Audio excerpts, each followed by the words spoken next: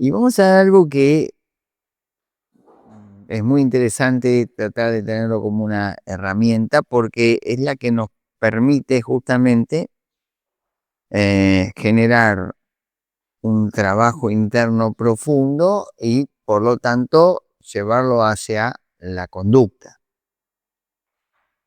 ¿no? Habilidades psicoéticas.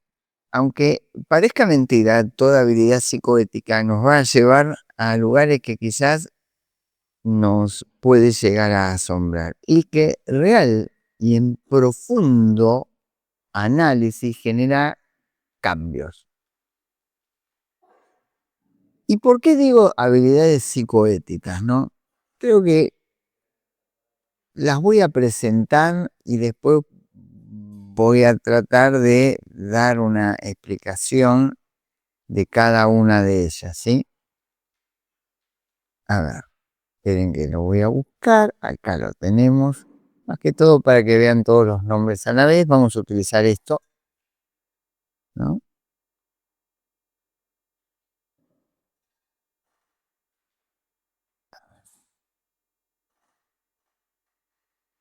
Acá tenemos, les presento las habilidades psicoéticas. Presento todos los nombres, después veremos en lo que se pueda cada uno de ellos, ¿sí? La primera habilidad se llama confianza lúcida, la segunda autorrespeto ético, la tercera respeto al otro, cuidado social, la siguiente desapego sano, la que continúa, la quinta amabilidad no reactiva, la siguiente claridad discerniente, continúa con energía sostenida, flexibilidad mente-cuerpo, cuidado vigilante, vigilante, ecuanimidad estable, no daño activo.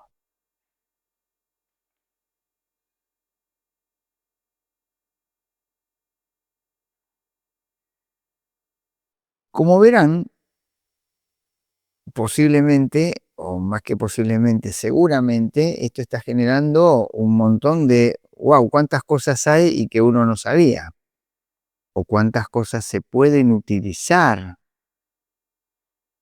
para generar cambios reales y profunda paz. Cada uno de estos nombres voy a tratar de dar un arranque como para que no queden nombres así en el aire y después, en lo que se pueda, veré profundizar cada uno de ellos. Cuando el número uno está explicando o hablando de confianza lúcida, en realidad no es una fe ciega, sería una fe lúcida, porque se basa en una convicción, ¿sí?, basada en datos, valores y experiencia. Y en realidad estos tres elementos es lo que vamos a utilizar: datos, valores, experiencia. D, B, E. La confianza lúcida utiliza el triángulo D, B, E. Datos, valores, experiencia. Después vamos a ir profundizando cómo se utiliza esa matriz triangular. En definitiva, lo que estoy diciendo es lo contrario de creer por creer, no es creer por sí, es creer y utilizar lo que uno va aprendiendo o va teniendo como herramienta por la propia experiencia. Cuando eso ocurre, va a ordenar la atención, ¿sí? va a sostener toda acción y fundamentalmente va a reducir la duda improductiva, que es lo que de alguna manera nos afecta a nosotros. Y no solo estoy hablando a nivel laboral, sino también hablo a nivel vincular, ¿sí? Eh, y hasta en lo más trivial, por ejemplo. Tengo un trastorno de ansiedad, ¿sí? Ese sería claramente mi dato, ¿sí? Y tengo un valor que he aprendido a utilizar la respiración para estar tranquilo. Tengo el dato que tengo ansiedad, tengo el valor que es, he aprendido a respirar en forma meditativa, por ejemplo. Mi experiencia me sirvió, me bajó la ansiedad. En ese triángulo se hace un triángulo virtuoso en donde la confianza lúcida cada vez se fortalece. Entonces, dato, valor, experiencia. Eh, ya vamos a ver, pero cuando uno empieza a manejar esto, solamente el primer punto, ¿no? Esto de la confianza lúcida, empieza a ser una herramienta eficaz para uno, para el ser. Pero eso después, como digo, vamos a tratar de verlo. Esto sería un taller de semanas, que no sé cómo lo voy a hacer, pero trataremos de por lo menos dar una idea. Fíjense que hay muchas cosas que se pueden trabajar, ¿no? Imagínense armar un triángulo ustedes mismos y ver dato, valor, experiencia y darse cuenta en dónde estamos parados. Pero solamente esto es la confianza lúcida. Ahora vamos al segundo, ¿no? Que hemos denominado el autorrespeto ético. Tuviéramos que ponerlo en una palabra simple, el autorrespeto ético es esto de, esto no va conmigo, esto no es para mí, pero sin castigarme. Por eso es respeto y autorrespeto. El castigo interno por tal o cual acción es lo que no sirve. No sirve. Quiero decir con esto que no significa justificar todas mis acciones, significa hacer un análisis correcto y no terminar siendo culpable, sino responsable.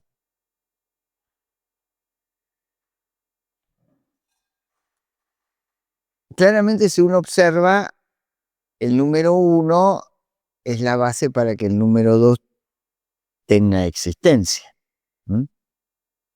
Porque la confianza lúcida también aplica para con uno, ¿sí? Y teniendo claro cuál es mi funcionamiento como ser, existen límites no negociables.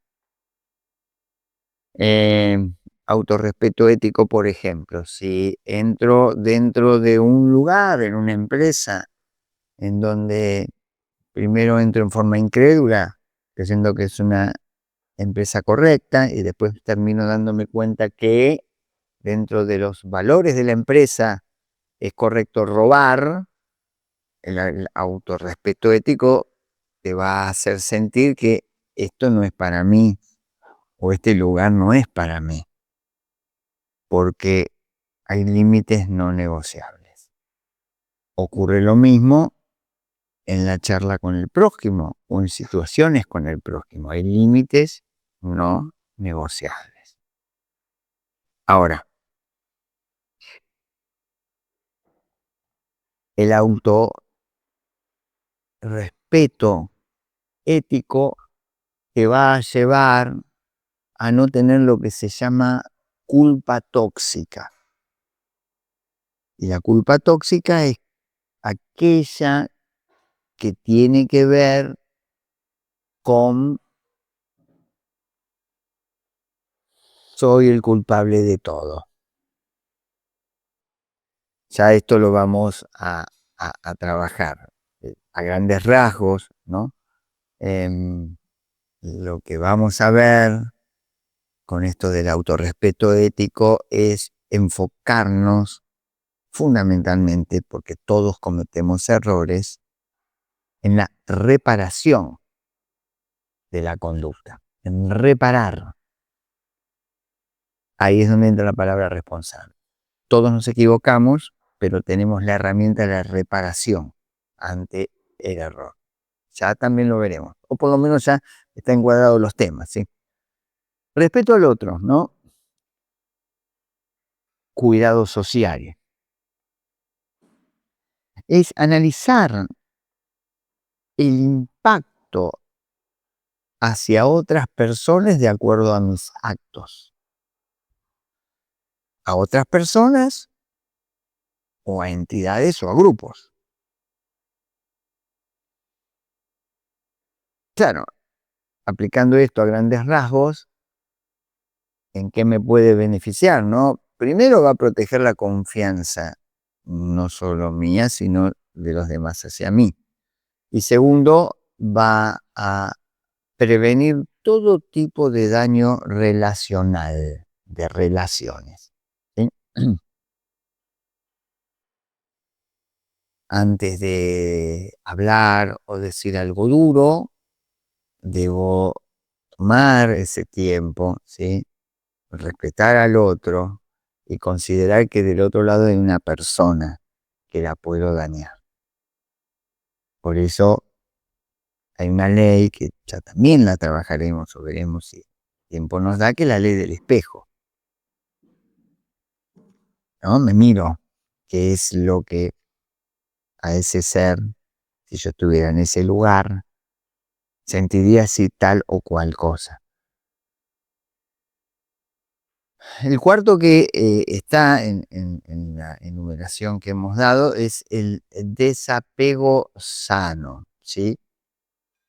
Pero el desapego sano es no el desapegarse de las cosas en forma compulsiva, sino que eso que está afuera, sea objetos o también personas, no me generen a mí un apego que no sea apego emocional o ningún tipo de apego. Eso es un desapego sano. Desapego sano no significa largo todo. Desapego sano significa la relación que tengo con aquello. Desapego sano es aplicar bien la palabra renuncia. Renuncia no significa me saco todo de encima. Significa, y sigo muy insistentemente esto, es la relación que tengo con eso. Personas, objetos, lo que sea. Eso sería desapego sano. Bien. Hay que ser muy cuidadoso porque el apego genera mucha confusión. Y no solo, como digo, está el apego emocional en las interrelaciones con las personas, que son parejas, son familiares, sino también hay un apego que tiene que ver con un apego a mantener todo estable o todo congelado. Ejemplo, apego a este cuerpo. Me da como apego al cuerpo, claro. O sea, no reconocer que el tiempo transcurre, tenemos etapas etarias y cada etapa es una etapa linda. El apego al cuerpo te lleva a que siempre querés la etapa que te fuiste, no la que estás viviendo. Pero también lo veremos más adelante. Después está la amabilidad no reactiva. Suena como medio raro, ¿no?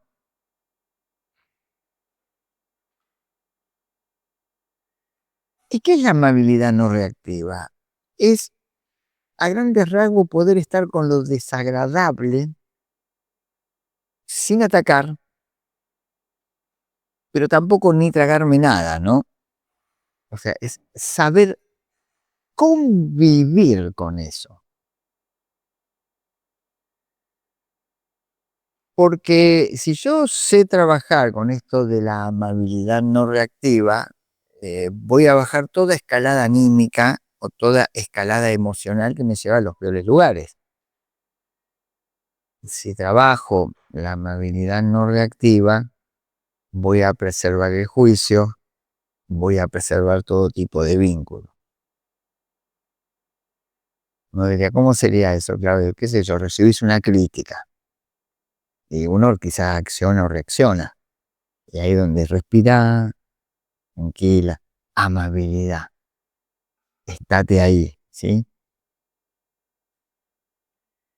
Pero si ustedes analizan todo lo que venimos hablando, la amabilidad no es que no tiene límites, ¿sí?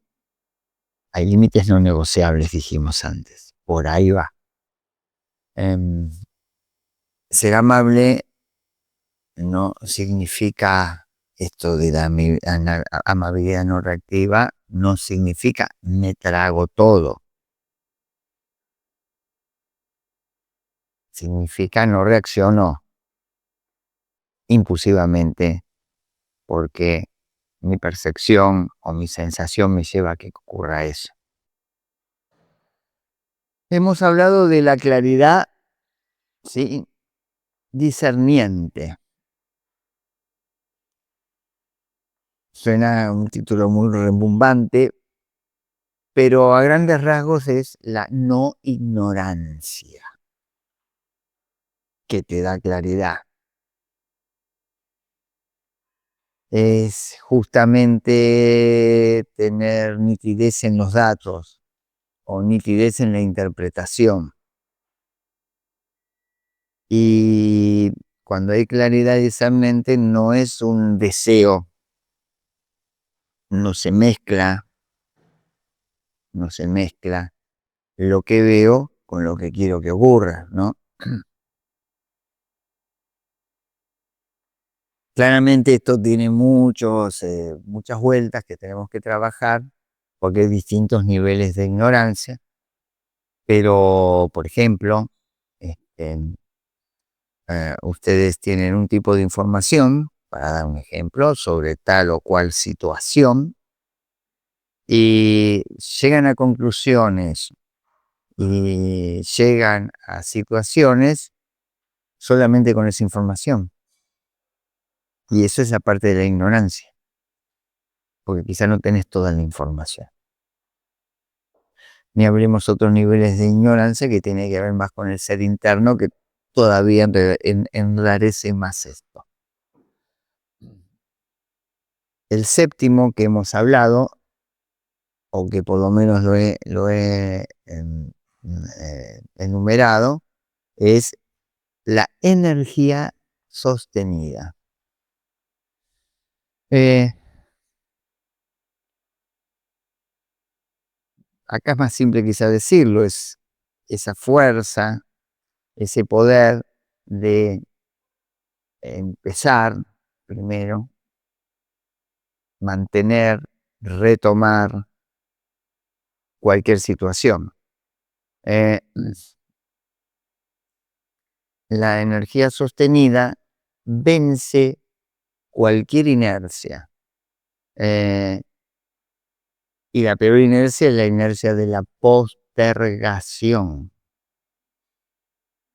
eh, o la inercia que aparece cuando un evento me paraliza.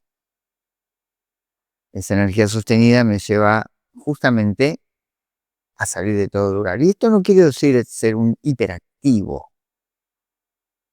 Quiere decir utilizar energía para salir o avanzar o generar situaciones distintas, reversiones de situaciones. Puedo aplicarla inclusive para ayudar al prójimo.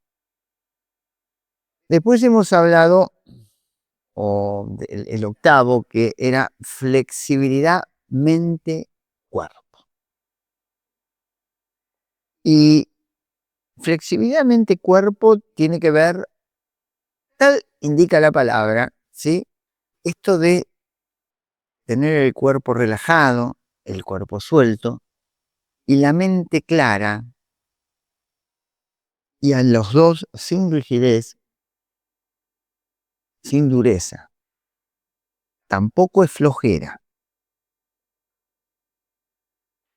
Em, si uno tuviera que hacer un escaneo del cuerpo, yo le diría, bueno, a ver, díganme, ¿sienten la mandíbula? O si sabe que está un poquito rígida, eso no es flexibilidad.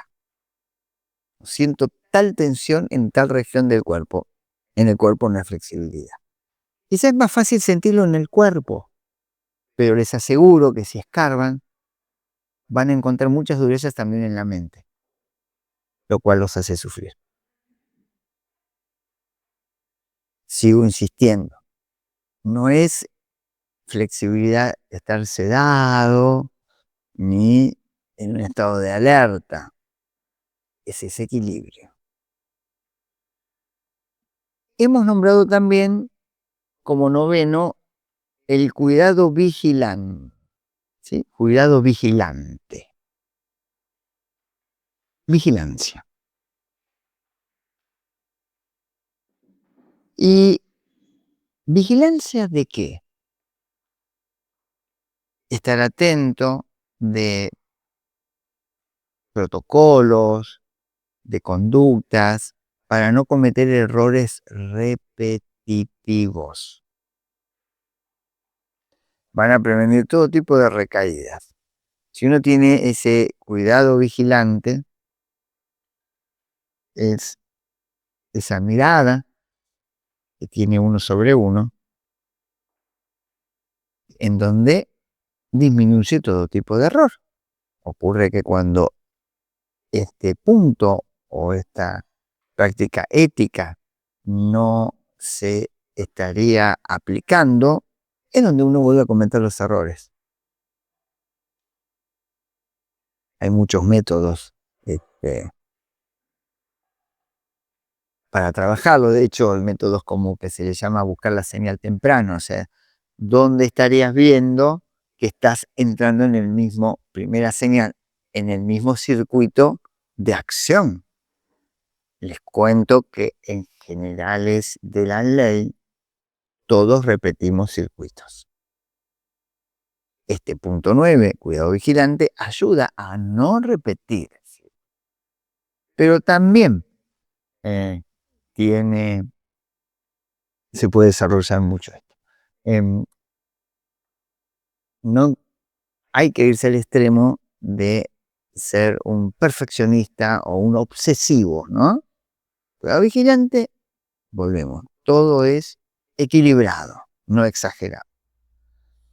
Habíamos hablado, también enumeré la ecuanimidad estable, ¿sí? Y esta ecuanimidad estable es esta imparcialidad afectiva que uno tiene. Es sentir verdaderamente sin dejarse llevar por el placer o el displacer.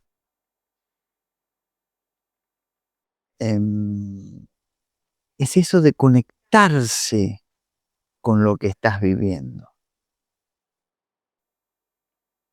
Si uno puede mantener la ecuanimidad estable, puede mantener, ser ecuánime, o sea, uno va a tener un juicio correcto, una mirada correcta ante distintos eventos. Ejemplo, hay días malos que arrancan de una manera complicada y si no reconozco que el día arrancó de una manera complicada y no me mantengo en esa ecuanimidad estable, ese día empieza a pintar mis distintas acciones.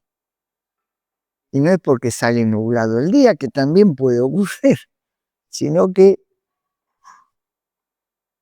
aquel que conduce un evento no positivo y eso impacta después en todos lados. Ahí es donde, dentro de un trabajo para trabajar esto, lo que se haría es decir, espera, micropausa.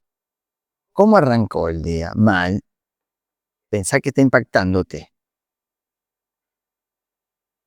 Y ahí tenemos que ir a alguno de los que estuvimos hablando desde la ecuanimidad. Herramienta a utilizar. Si uno no trabaja la ecuanimidad estable, por ejemplo, tiene un día malo a nivel laboral, llega a la casa y se agarra con lo que esté cerca. Si hay un perro con el perro, si hay una persona con la persona. Y no pudo desde la ecuanimidad darse cuenta que está impactado. Y el último que nos quedaba en esta enumeración rápida de cada uno de los eventos es el no daño activo. ¿Sí? Si estuviéramos en la India, te diría el sistema de la no agresión al prójimo, no violencia, no violencia. El no daño activo apunta fundamentalmente a tomar decisiones que prevengan, que intervengan y que reparen actos de violencia de uno. ¿Y por qué digo reparar? Porque tenemos actos de violencia. Pensar que no los tenemos también nos quita visión. Pequeños actos de violencia tenemos. A veces cuando uno pone actos de violencia, lo ve como en los extremos, pero hay grises que también son violentos.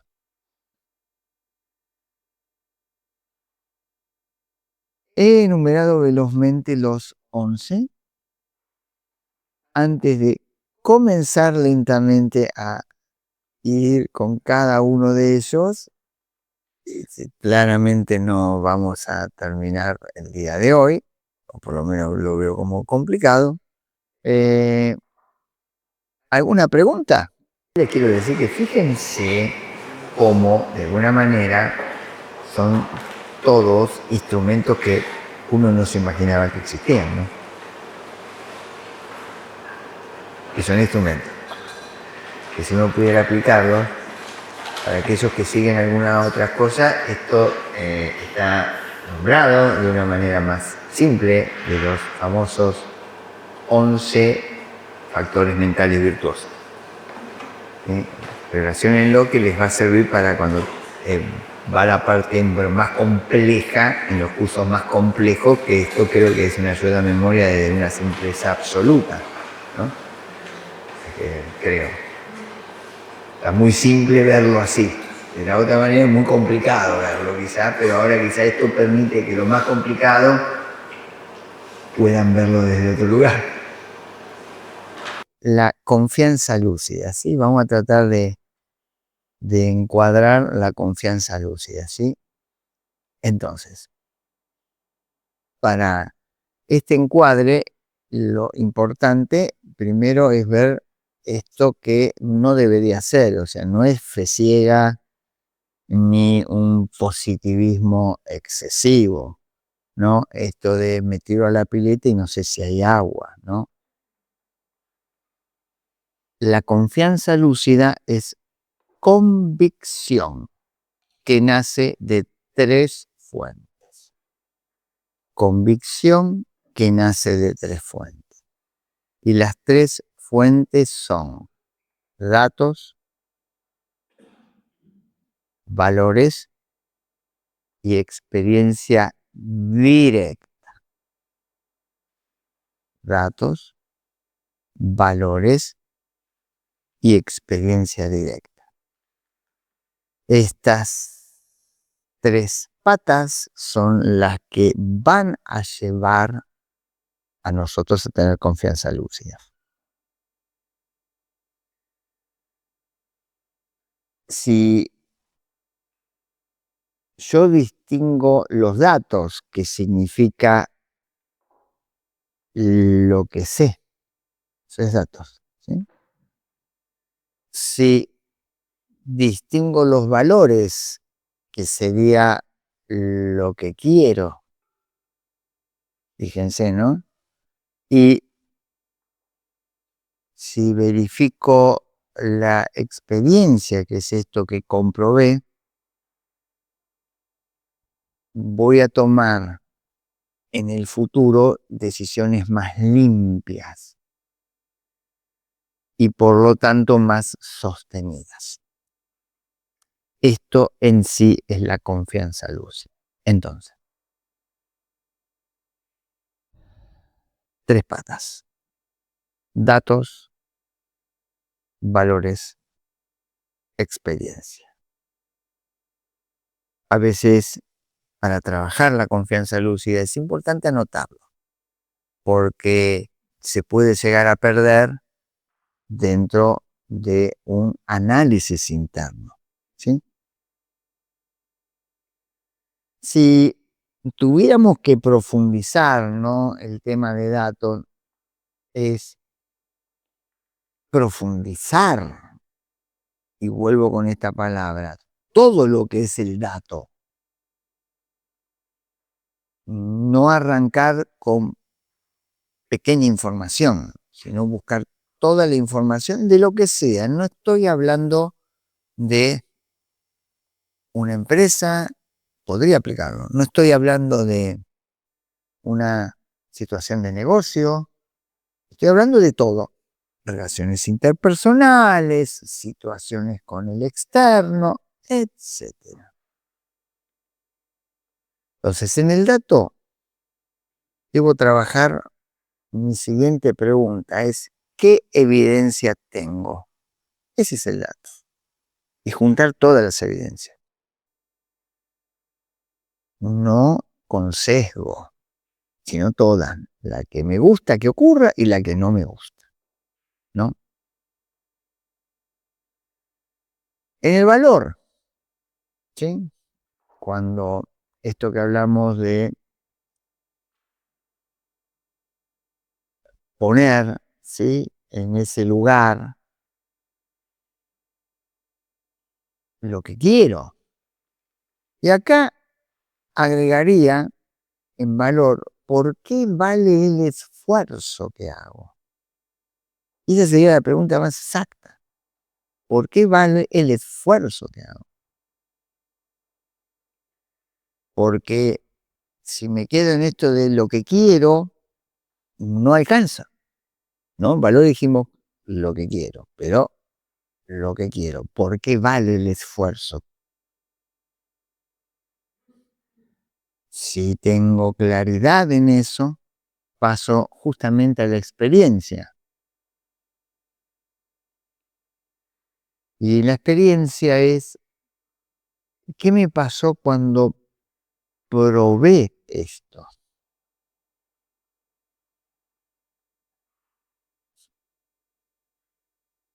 La experiencia aquí tiene un doble juego, porque puede ser que sea mi primera experiencia, pero puede ser que sea no la primera. Entonces, ver qué me pasó cuando ya probé esto.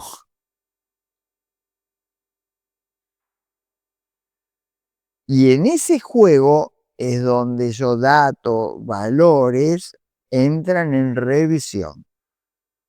Si cuando ya probé esto fue positivo o lo que yo creo que es positivo para mí, que ahí es donde la confianza lúcida se empieza a afirmar, bienvenido, y ya en esto tenés confianza.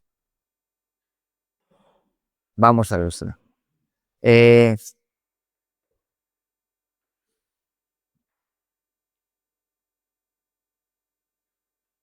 Dato, hace frío.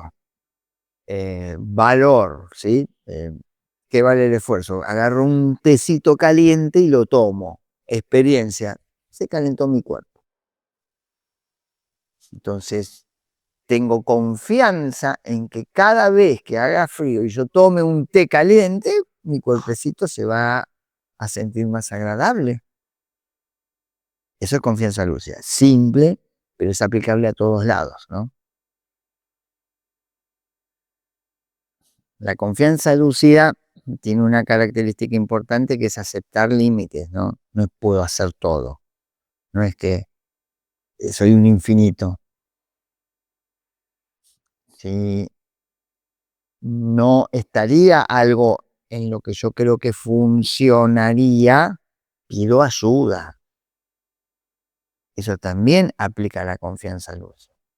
Pido ayuda, lo aplico, porque no es hacer por hacer. Lo aplico, lo analizo y veo si me sirve. Entonces, si uno quisiera colaborar para trabajar la confianza lúcida, yo les diría, bueno, trabajen el DBE en alguna acción y vean a ver qué pasa. Utilícenlo como ejercicio. Ahora, la confianza lúcida me genera beneficios y entre ellos primero es la autoeficacia. Cuando uno comienza a trabajar la confianza lúcida, empieza a sentir autoeficacia. Eh, esto de empieza a creer que las experiencias pueden nutrirte, ¿sí? Ahora, cuando ocurre la aplicación de la autoeficacia, aparece algo que se llama la motivación, experiencia, valor. O sea, veo que las cosas me van saliendo y me genera motivación. Eh,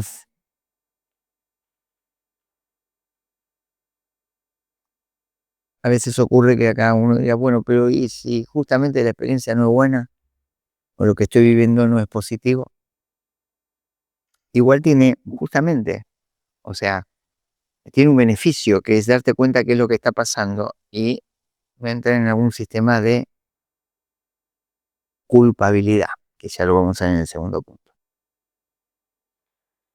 Porque vos tenés confianza, tenés una confianza lúcida, estás aplicando lo que se puede aplicar y hasta ahí. Ejemplo, tengo una persona con ciertas enfermedades y aplico la confianza lúcida, que es, sé que este remedio va a ser esto y lo otro, pero el deterioro es inminente.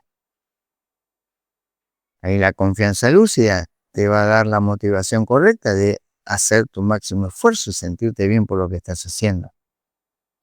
Estás confiando en vos, que estás aplicando todo lo posible, más allá de que sabemos cuál puede ser el resultado.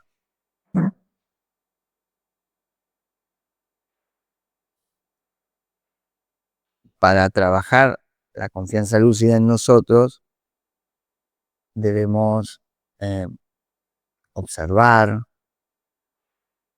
con mucha equidad los distintos datos que yo puedo obtener y los distintos valores, el por qué lo hago para no poner energía en donde no hay que poner.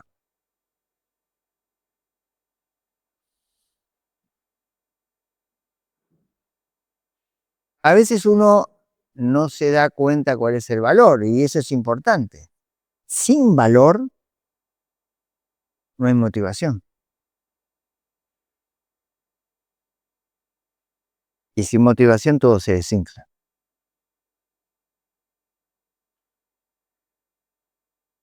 Ahora ocurre algo, ¿no? Uno diría con respecto a los datos, tengo que tener todos los datos lo más que puedas, pero reconocer que nunca es la totalidad. Nadie puede tener la totalidad de los datos. Por lo tanto, está tranquila con esa búsqueda.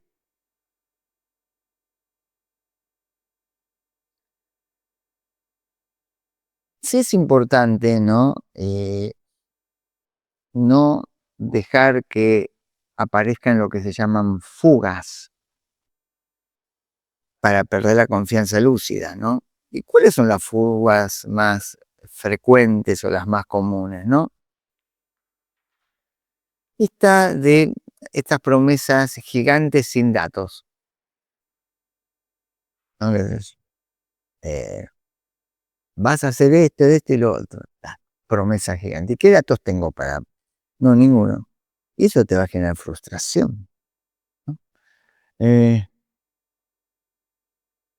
lo que también se llama tercerizar criterios.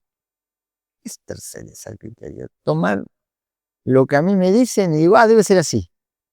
Eso no es confianza lúcida. Porque te puede generar frustración o también dependencia. Y las dos cosas son malas, ¿no? Y otro, ¿sí?, de las fugas es esto que se llama sesgo de confirmación. Y el sesgo de confirmación, ¿qué es? Eh, Busco desenfrenadamente las cosas de tal manera que confirmen lo que yo creo.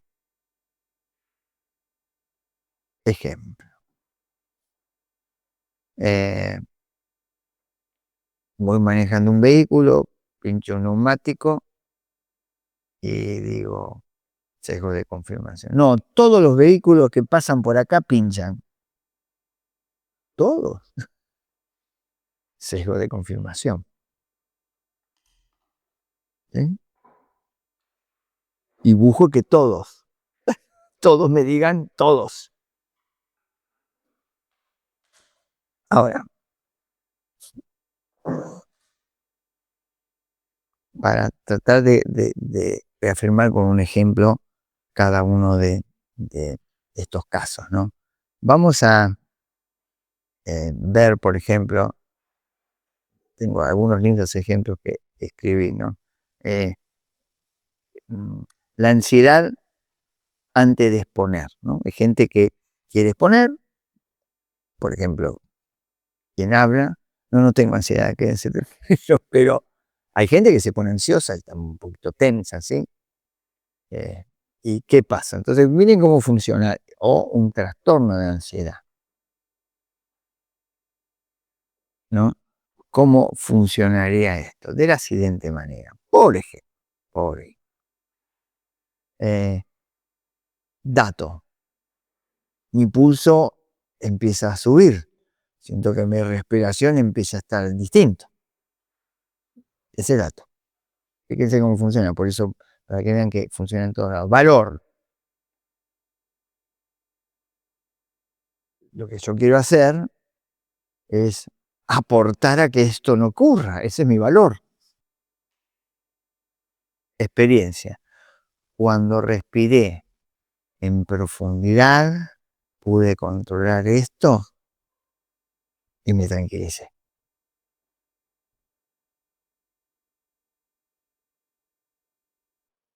Así funciona todo. ¿Se entiende?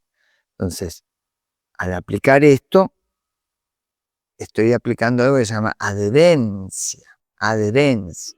Y la adherencia tiene muchos ribetes, porque no solo genero adherencia para que me sienta bien, sino también puedo aplicar la adherencia en otros ángulos. Voy a dar un ejemplo, ¿no? Eh, Salí fin de semana o pues en la semana y me di una comilona, o los fines de semana me mato tomando buenos vinos. Algunos hacen eso. Ese es el dato. ¿Cuál sería tu valor? Ninguno, que me encantó. Tu salud futura. ¿Y cuál va a ser tu experiencia? Y fíjate que lo que venís haciendo no te está llevando al mejor lugar. Entonces, si yo tengo un dato, tengo un valor y tengo una experiencia, hay que cambiar el guión. Por ejemplo, no voy a abandonar datos, el guión cambia con el dato. No voy a todos los fines pegarme, como se diría en la jerga, en la pega. cambio el guión y con metas correctas. Cada 2 o 3 semanas me la pego en la pera. No, pero acá se me están riendo, pero no. Cambié el datos. Obviamente, el valor sigue siendo la salud futura y la experiencia, y te vas a dar cuenta que te sentís mejor. Entonces, sucesivamente vas agregando datos. Bueno, de ahora en más, mantengo las 3 semanas o mantengo las 4, eso es dato, y voy a agregar gimnasia. Nuevamente el valor sigue siendo el mismo. Salud futura. Experiencia, me estoy sintiendo cada vez mejor. Y ahí comienza la confianza lúcida. Es por adherencia. Y así se trabaja la adherencia. ¿Sí? Ahora, y esto sí, se los dejo para que lo trabajen.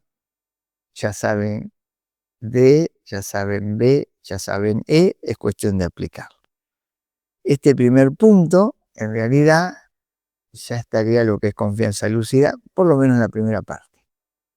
Vamos a continuar entonces con lo que hemos visto recién. Hemos terminado con la confianza lúcida. Ahora vayamos al autorrespeto ético, ¿sí? O lo que sería esto de nuestra vergüenza moral interna. Esto que dice, esto no va conmigo, sin castigarme habíamos dicho, ¿sí? Y tiene que ver con estas conductas que tengan coherencia conmigo.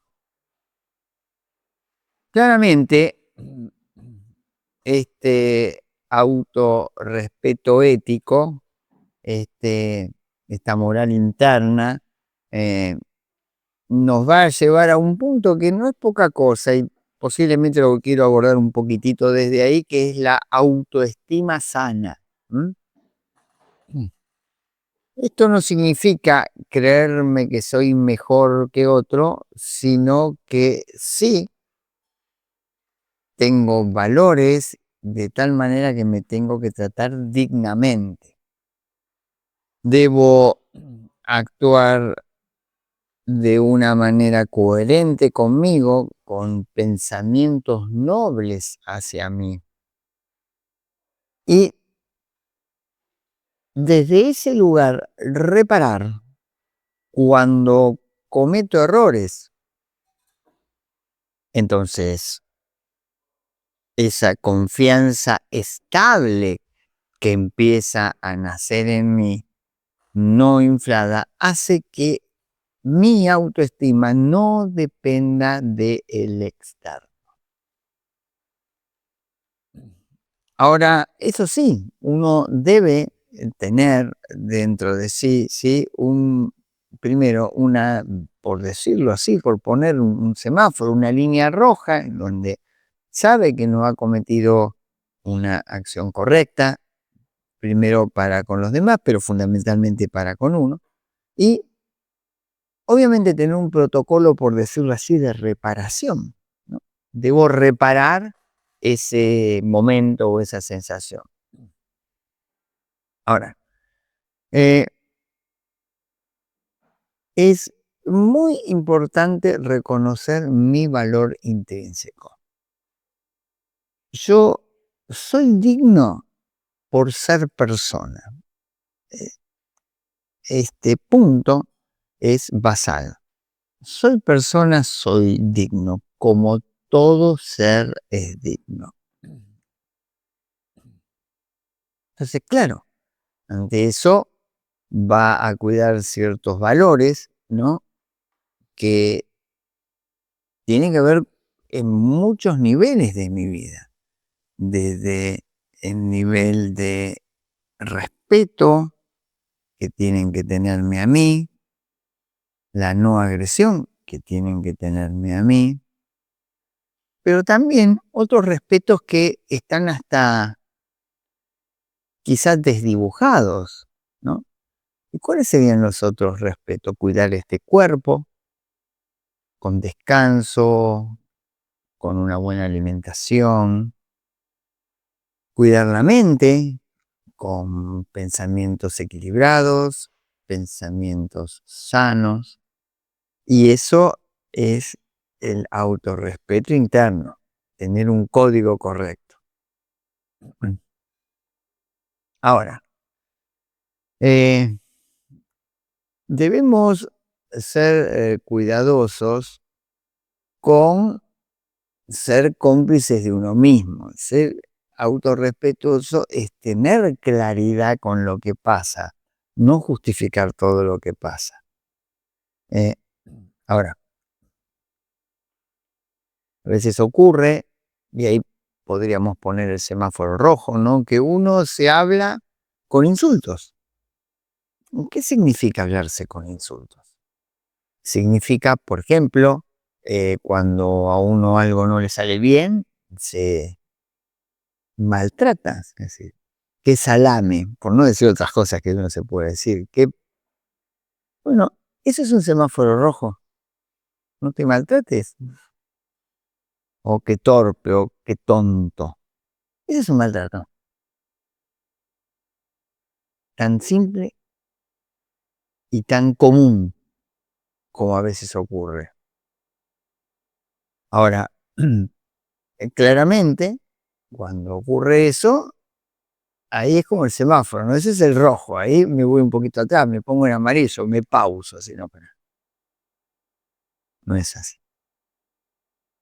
El verde es que justamente estoy con los códigos internos correctos, ¿no? Ahora, fíjense, ¿no? Esto de me castigo porque algo no me salió. Y ahí está el tema de generar esto de reparación, reconocer qué es lo que ocurrió y reparo eso que ocurrió.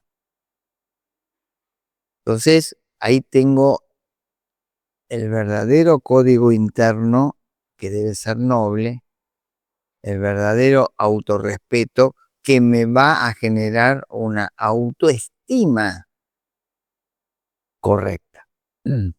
Ahora, eh, no poner límites internos en la manera de pensar, también propongo hacia afuera no tener límites sobre mí.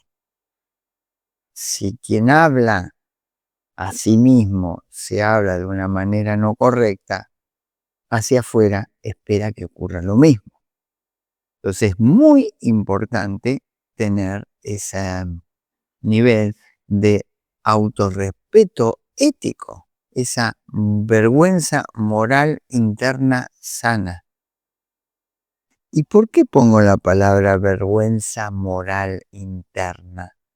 Porque la vergüenza moral interna que no es sana, y esto, perdón, no sé que se activó, vamos a apagar, ahí está. No tener esa vergüenza moral interna sana me lleva, y digo sana, me lleva a una situación de vergüenza insana. Y la vergüenza insana hacia afuera se transmite a tal punto que me costaría hacerle una pregunta al docente porque me da vergüenza exponerme. Y ahí arrancamos con la autoestima. Entonces, muy importante ese autorrespeto. Ser cuidadoso con ciertas situaciones que pueden ser confusas en ese autorrespeto, que por ejemplo podría ser el narcisismo, ¿no? Eh, Esta pseudo autoestima, porque parecería que una persona que es narcisista tiene autoestima, no, ¿no?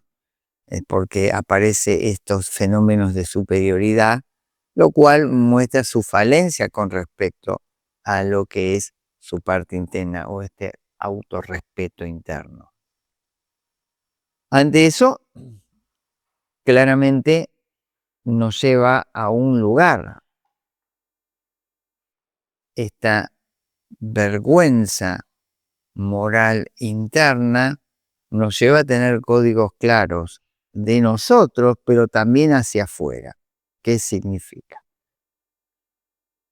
Si uno está compartiendo un lugar el cual no se siente que están teniendo ese mismo código moral interno, cuando uno tiene una autoestima correcta, se retira de ese lugar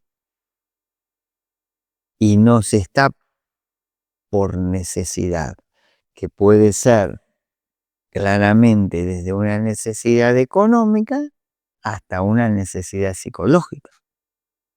Entonces, es muy importante trabajar este código interno, este respeto interno a lo que son sus propios valores. No quebrar los valores propios. Quebrar un valor propio nos lleva a la peor sensación, que es el sufrimiento. Este tema o este bloque lo tenemos terminado. ¿Alguna pregunta sobre esto? Respeto al otro, ¿sí? Claramente, si antes vimos el autorrespeto ético, ahora vamos a ir al siguiente, que es el respeto al otro, ¿sí? El cuidado al otro. Que justamente esto sí merece una mirada de ida y vuelta. No puedo bien cuidar al otro si mal me cuido a mí mismo. Si yo no respeto a este ser, no sé qué es lo que puedo dar al otro ser. Y ocurre que, interesantemente, y acá sí lo pongo como un cuadro como para reflexionar, si una cosa no sucede, la otra cosa no sucede, ¿por dónde uno comenzaría? Ahora voy a ir al cuidado, ¿sí? El respeto al otro, el respeto al otro ser, el respeto a la sociedad, el respeto a los grupos. Pero fíjense, cuando no existe mi autorrespeto y no puedo brindar respeto, ¿por dónde arrancaría a trabajar? Quizá la mayoría diría, no, primero trabajar el respetarte vos para respetar a los demás. Y en esto, ¿saben qué? No va por ahí. Empezamos al revés. Empiezo a trabajar el respeto al otro porque comienzo a trabajar la generosidad, comienzo a trabajar la humildad y el altruismo, y eso a mí me comienza a hacerme sentir distinto y me empiezo a respetar. Fíjense que les doy el final de la película del cuidado.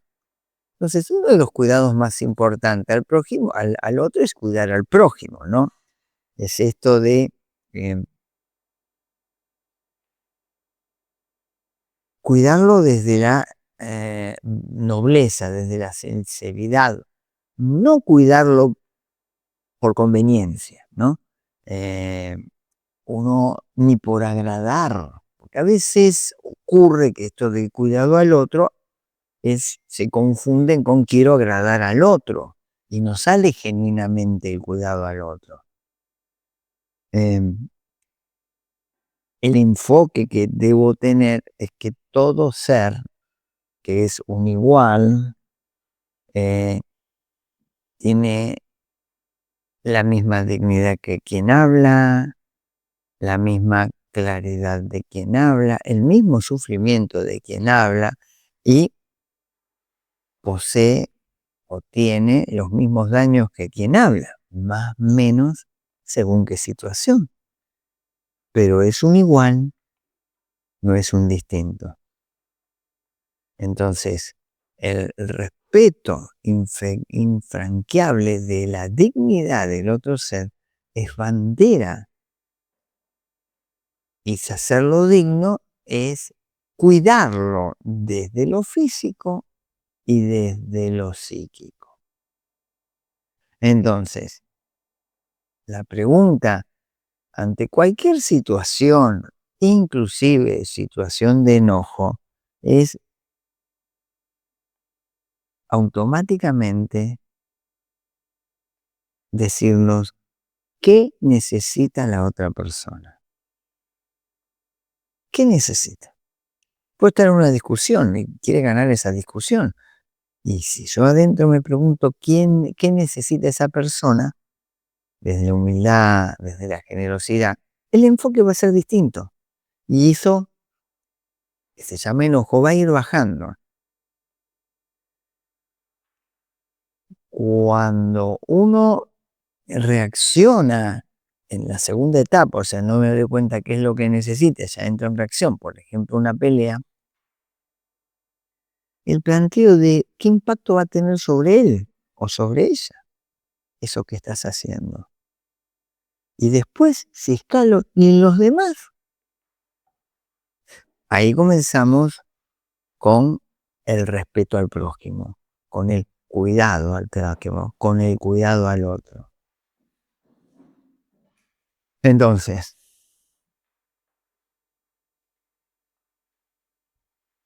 no hay mayor acto de generosidad y de humildad que cuidar al prójimo. No hay mayor crecimiento a nivel interno que cuidar al otro. Y sigo insistiendo, cuidando al otro, también me empiezo a cuidar a mí, generando actos nobles. Va a impactar en mi vida esos actos nobles. Pensando en el prójimo, también es pensar en mí. Es aprender a cuidar y no ingresar en estos sistemas de pelea, en donde nos lleva siempre a cualquier lugar. Entonces, claro, ¿cómo trabajar, no? ¿Qué herramientas tengo para ver al prójimo? Y lo primero es la herramienta de la presencia. Y la presencia se puede dar por un momento o por varios momentos, ¿no? Y lo primero que tengo que hacer para practicar presencia, justamente como herramienta centralizadas en cuidar al prójimo, es: estoy aquí para vos. Es lo primero que uno debe ponerse en la mente. Y ya ahí arrancamos bien, ¿eh? Con presencia. Porque si uno arranca, estoy aquí para vos, todo es más liviano. Es lo importante para vos hoy. Este momento estoy para vos. Esto es lo importante para mí hoy. Estar para vos. Entonces, después de la presencia, aparece el respeto al otro. Y el respeto, que es trato digno, trato digno, voz equilibrada, tono suave, nombrarlo con su nombre o con su apodo, respetar la palabra, su turno, habla, escucho todo, mi turno. Y eso es respeto. Ante eventos, observar hechos. Y la palabra observar hechos es con muchas líneas, porque la mayoría observa interpretaciones de los hechos. Observar hecho no es lo mismo que interpretar hecho. Un hecho es un hecho, no es bueno, no es malo. La interpretación es donde empieza a calificar o cualificar. Después, equidad.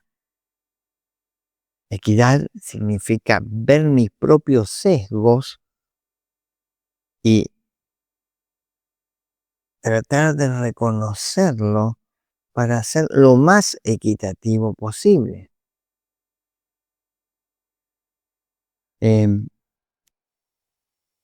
Y sesgos puede haber muchos, no solo los sesgos propios desde mi psiquismo, sino los sesgos en situación social. ¿Qué quiero decir con esto?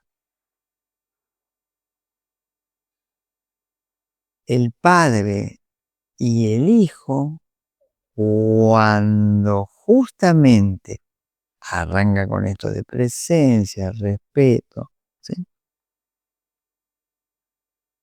El sesgo de ser padre es un sesgo. Mi mirada es desde el padre, no desde otro lugar. O mi mirada es desde la autoridad y no desde otro lugar. Está sesgada mi mirada. Entonces, ser cuidadoso, ¿no? Tratar de observar y con mucha claridad este tema de los sesgos. Ahora, después, ¿no? Esto tiene que ver con la equidad. Vayamos nada más ni nada menos que a lo que sigue, que es estar con una intención explícita muy clara. Y explícita es como estoy indicando con palabras, porque a veces no se entiende cuál es la intención de uno. Y es, estoy aquí para ayudarte, sin perjudicarte. Eso es explicar porque uno puede estar o no estar en tal lugar. Yo quiero ayudar, no quiero perjudicar. Y si sentís que yo te estoy perjudicando, es preferible ponerse a un costado. Eso también es cuidar al prójimo.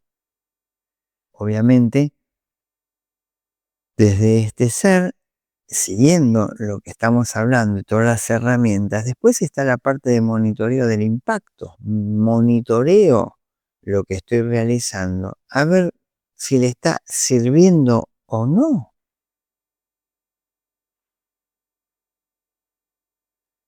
Y si supongamos que todo esto lo hice, mi intención fue correcta y todo, pero realmente no sirvió, ofrezco una reparación, trato de reparar. Entonces, con esto de el cuidar al prójimo, hay una regla que no hay que olvidarse, y es la regla 70-30. 70-30. ¿Y qué dice la regla 70-30? 70% escucho, 30% hablo. Es infalible esa regla. 70-30.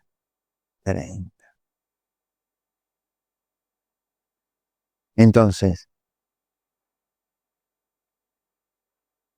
ante eso, si uno quiere tener ese buen trato con, con, con el prójimo, ¿no? Es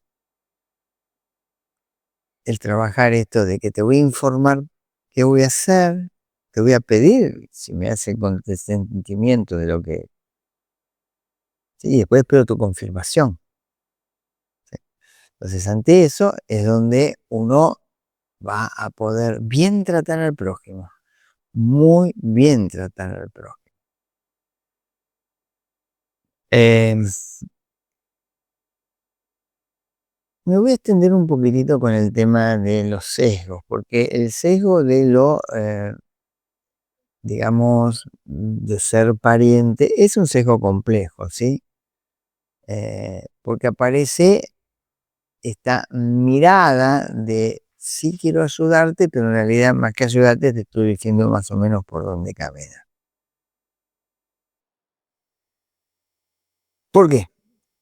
Y acá sí vamos en normas generales, porque no solo los familiares lo hacen, sino cualquier persona. Aparece un límite o un riesgo que es el paternalismo. ¿Cómo funciona ese límite o riesgo? Es, yo te voy a decir lo que tenés que hacer. Sé lo que te conviene. Muy común. Por eso puse lo que son las relaciones familiares, que generalmente aparece esto de yo sé lo que a vos te conviene. Y en forma directa, hay personas que hasta lo expresan en forma directa o no, pero lo hacen sentir como si te lo estuvieran diciendo. ¿Qué lográs con el prójimo? Le reducís autonomía. Entonces no lo estoy respetando, lo estoy programando. Hay otro límite o riesgo, ¿no? Y no sería cuidar al prójimo, que es ceder para evitar malestar. Listo. Ah, no tiene arreglo. Tampoco, no estoy cuidando al otro. No estoy cuidando al otro. Sí, porque obviamente uno lo hace para evitar malestar. La adversidad es parte del camino. La adversidad ayuda a que crezcan todos, ¿sí? Ahora, ¿de qué manera puedo amablemente decir eso? Yo qué sé, hay muchas maneras. No sé, quiero cuidarte y tengo que decirte esto. Eso es decirlo en forma amable, eh, algo que no estaría, o desde mi mirada no estaría ocurriendo para cuidar al prójimo. Mira, tengo que decírtelo, ¿sí? Eh, y el otro extremo también, ¿no? Esto es decir, me quemo para rescatar al otro. Tampoco funciona por ahí, ¿no? Porque estaríamos cometiendo un error que es cuidado del cuidador. Hay que cuidar al cuidador. Y volvemos al punto 2, ¿sí? El autorrespeto interno, el autorrespeto ético. Si yo no lo estoy haciendo, tampoco estaría colaborando, ¿no? Eh, entonces, es muy importante trabajar esto porque nos va a llevar a los mejores lugares para empezar a entendernos que somos seres que tenemos una experiencia llamada vida y que en todo eso estamos aprendiendo todos juntos. Este bloque ya estaría. Vamos a las preguntas. Una más. Por hoy vamos a dar una más, porque si no, no. Pues seguimos con las otras, eh, ¿no? Una más. El desapego sano, ¿sí? También conocido en otros rubros o en otros lugares como el no apego, ¿sí? Eh, y esto, en pocas palabras, el desapego sano o el no apego es esto de ser libre ante la fijación, libre ante la programación. eh, Preferir sin la necesidad compulsiva de accionar, ¿no? Entonces, em, ¿qué quiero decir con esto? O sea, lo que yo estoy diciendo es que esto es muy simple, ¿no? Eh, Ser o creer que uno tiene posesión de algo es el primer error que uno tiene con el apego. Todo es impermanente. impermanente el objeto que yo tengo, impermanente el gusto que yo tengo, impermanente mi propia etapa evolutiva. Vamos a hacer un ejemplo, ¿no?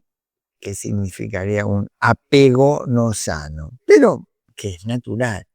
Cuando uno era un niño, estaba apegado a algún tipo de juguete. Este era mi soldadito, bueno, soldadito, no sé, el autito ideal.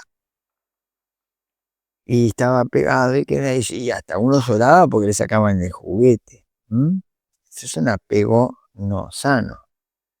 Ahora, ¿qué pasó? Cuando tenía 10 años o 9 años lloraba por ese juguete, uno fue creciendo, se hizo un ser grande en edad y llega a los 50 años, o 60, o 70, o lo que sea. Y vos agarrás y con mucho amor le decís, ¿te acordás el osito de peluche que estaba tan enganchado hoy? ¿Qué sentís? Y con mucho asombro, si escarbas su ser interno, absolutamente nada. Nada. Entonces, si eso podemos verlo en la foto y somos coherentes de los hoy objetos deseados por nosotros, los objetos apegados, nos va a pasar lo mismo. Entonces no tiene sentido de apegarme a esos objetos porque son impermanentes, como es impermanente este ser. Entonces, ¿cómo trabajar esto? O sea, todos en este plano por el momento nos movemos por deseos. Todo deseo genera un apego. Entonces, no está mal tener deseos porque es natural. Pero debo distinguir no el deseo como una orden, sino justamente lo contrario. Deseo una señal de interés.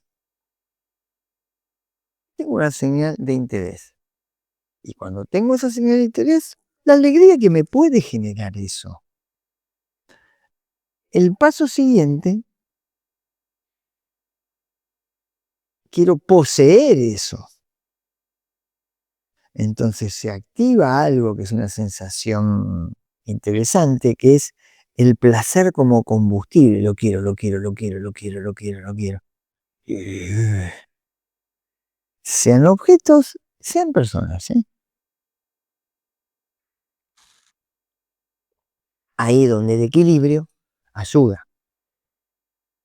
El equilibrio ayuda. Miren,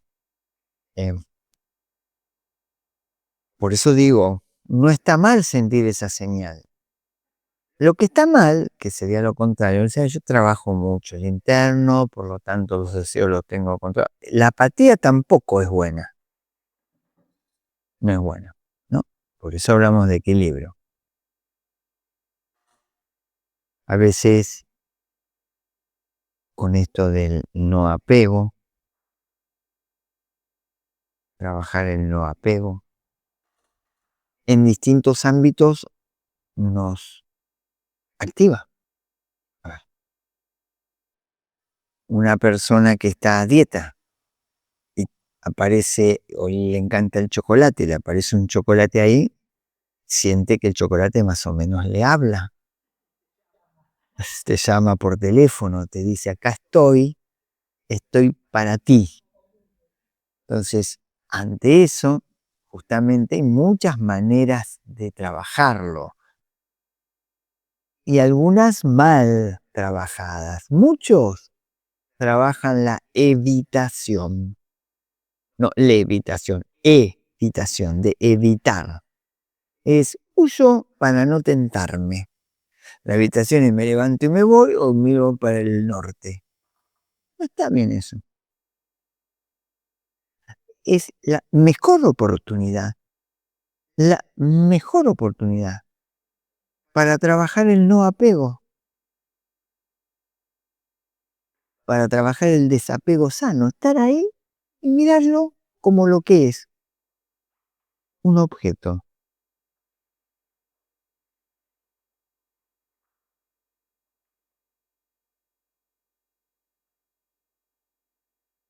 Si lo vemos desde lo vincular, lo mismo. Hay mucha gente que trabaja la retirada evitativa. Me voy. No, trabaja el no apego. El no apego a esa situación, el no apego a esa discusión. Y cuando uno trabaja en no apego, aparece algo hermoso. Por ejemplo, en una discusión. Que es, después de un tiempo le pregunté, ¿vos te acordás por qué discutimos? Ni idea. Algo recuerdo porque la memoria funciona, pero no tengo bien los parámetros. Ahora, el que no trabaja el desapego, te da hasta detalles y agrego más, se agregan detalles, porque nuestra mente imaginativa es hermosa, agrega cada vez mejores componentes para sufrir. Entonces, uno debería, para trabajar este no apego, ¿no? Tener como frases que nos pueden llevar, ¿no? A tener una mirada distinta hacia eso. La primera frase es: ¿lo elijo o me arrastra? Y van a ver que en muchos casos es me arrastra, no lo elegís. Ejemplo, vuelvo a este ejemplo tan simple como una dieta. Está el chocolate que te está hablando, tiene un diálogo interno muy profundo con vos. Y luego, listo, chocolate. Es decir, te arrastró, no lo elegiste. No, elegí el chocolate. No, no lo elegiste. Porque si vos te habías alineado y comprometido, entre comillas, a una dieta y por una gratificación instantánea o inmediata pegaste la manotazo al chocolate, es que justamente te arrastró.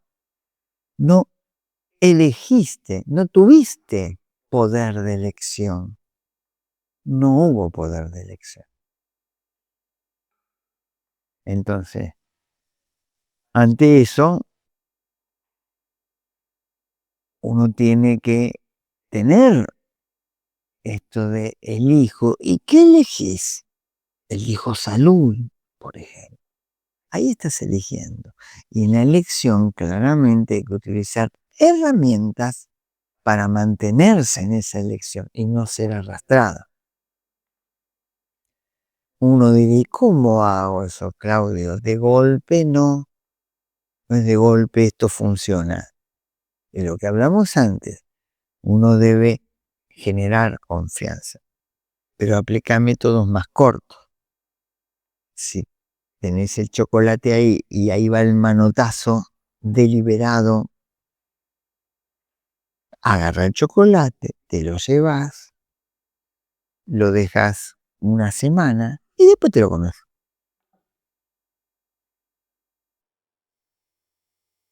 ¿Es efectivo? Sí, claro.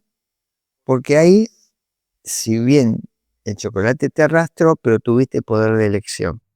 Elijo cuando yo quiero comerlo. Y cuando uno empieza a trabajar la elección empieza a ser nido en uno. ¿Sí?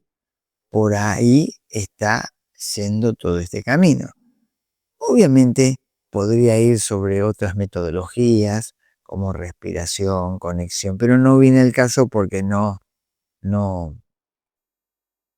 va. Vayamos a lo que sí puedo tenerlo no, o sea, sí va, pero hay que hacer todo un trabajo, ¿no? No va como método eficaz en una charla como las que estamos teniendo de 2 horas y media, 3 horas.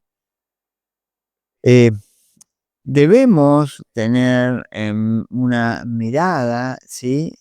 Muy clara con nosotros, y ahí está el tema de el no apego, de ver si somos personas compulsivas, Y compulsivas es que, por ejemplo, hacemos cosas desde la impulsividad. Compro por impulsividad, veo creo que hay estas cosas, Mercado Libre, un sushi, elijo sushi porque está ahí, todo eso es compulsivo, eso es apego total, no elijo, me arrastra. Entonces, tratar de ver, ¿querés ese sushi? Volvemos el mismo modelo, comprarlo dentro de 3 semanas. No lo quiero ahora. Ah, ahí está el tema. Sí, por ahí va el trabajo. Con respecto al prójimo, también el apego existe, ¿no? Sean eh, amigos, parejas, esposos, hay que ser cuidadosos con eso, ¿no? Volvemos. El no apego, ¿sí? El no apego. Eh, Cuando aparecen esos tipos de apegos, aparecen después muchas deformaciones. Esperar la aprobación del otro, por ejemplo, ¿sí? Y no es poca cosa. A ver, ¿me aprobás? En forma consciente y en forma inconsciente, ¿sí? Eh, Tal es así que ocurre, ¿no? En lo que son las relaciones interpersonales, más o menos las personas tienen calculado los mensajes de texto. No me respondió en 7 minutos, punto 3. Hay un problema.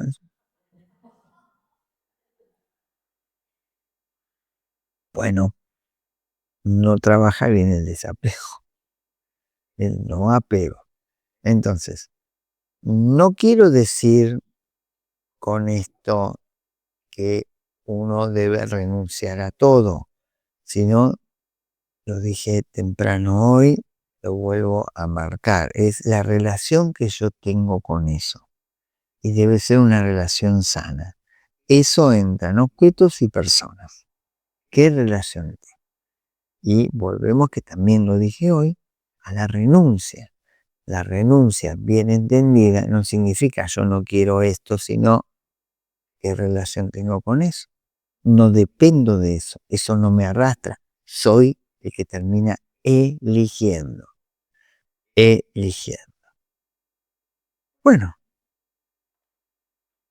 no va a haber preguntas porque son las 14:30 y esto queda para la próxima. Faltan, como verán, muchos temas más, pero es muy importante estos